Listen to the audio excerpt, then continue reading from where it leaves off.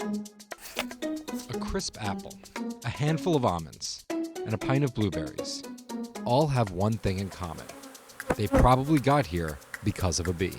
And according to researchers, their pollination is worth $15 billion to the U.S. agriculture industry each year. But over the past decade, bees have been dying at an alarming rate, and nobody knows why.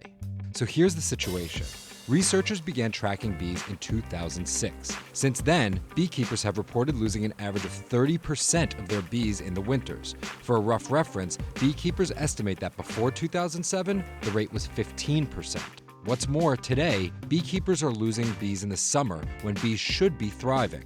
In the past 2 years, summer losses have been equal to or greater than winter losses, and annual losses reached 44% in 2015. But what do these losses actually affect?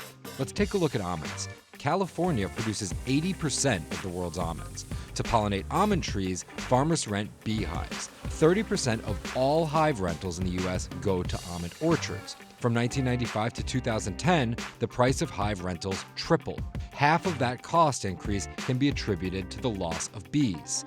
Environmentalists are pointing the finger squarely on a class of pesticides called neonicotinoids, but companies say the insecticides are unfairly targeted, and ensuing studies have drawn conflicting conclusions. One thing scientists agree on, however, are that multiple factors are stressing bees out, including chemical-resistant parasitic mites, bee viruses, and poor nutrition.